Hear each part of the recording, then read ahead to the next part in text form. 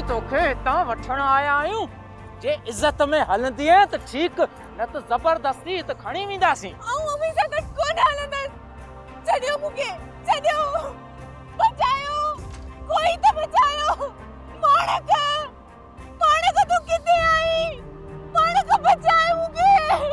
केर की नींदो हिते तोखे बचाइण? राजा मात कर बेगैरत। तुझा आंड्रा कटी मां करने खरा शरीदस बेगैरत। हथ कट।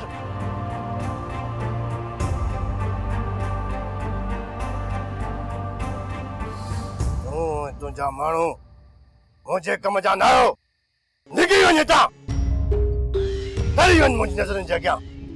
साईं हू जेको आहे चुप कर मुंहिंजी। तव्हां एतिरनि ॼणनि खां हिकु ॿां कपियो सोजर ॾाढो थी वियो जो शिकार छॾे भॼी आया आहियो। हाणे मुंहिंजी हिन ॻोठ में कहिड़ी इज़त रहंदी?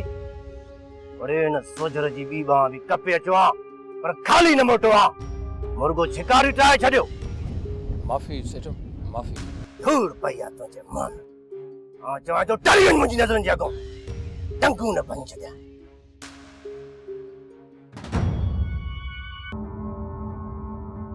अलाना बाबा तोखे त ख़बर आहे त मुंहिंजा कुझु ॾींहं सऊदीया में कुझु ॾींहं हिते था गुज़रनि।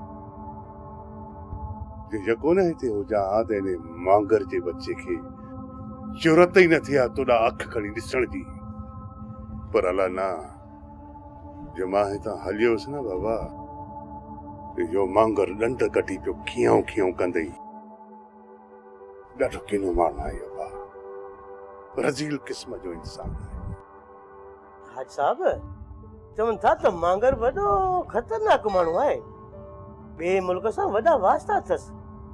उतां शराब ऐं हथियारनि जा हूड़ा भरियो अची हिते खपाईंदो आहे। भगवान जी मर्ज़ी सां समुंड जे किनारे ते वेही पंहिंजा कपिड़ा ढीलियूं कया थो। पर साईं हाणे इज़त जूं ढीलियूं नथो करणु चाहियां।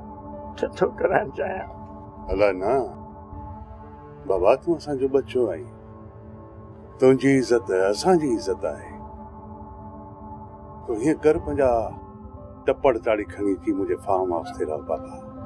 ऐं हीअं थो कयां तोखे नौकरी बि ॾियां थो ऐं फी सबीलिल्लाह तोखे घर बि ठाराए थो। मुंहिंजे फार्म हाउस ते न को इहो मांगर अचे ऐं न ई वरी तुंहिंजी इज़त खे टिको रसे बाबा।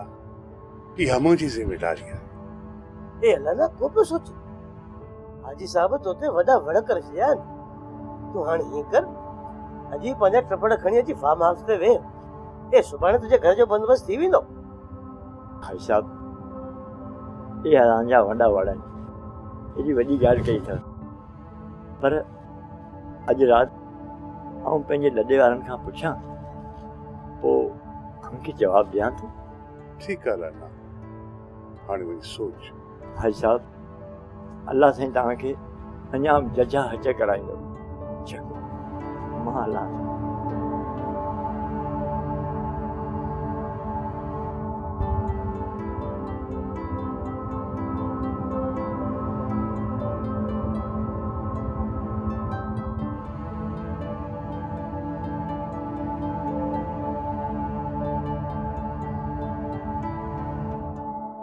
हाणे ड्रामा सीरियल पाणी ऐं प्रीत जा तमाम एपिसोड्स ॾिसो HD क्वालिटी में। विजिट करियो सिन TV HD ड्रामा। सब्सक्राइब कयो असांजो ऑफिशियल YouTube चैनल सिन TV HD ड्रामा ऐं वधीक अपडेट लाइ बेल आइकन खे क्लिक करियो।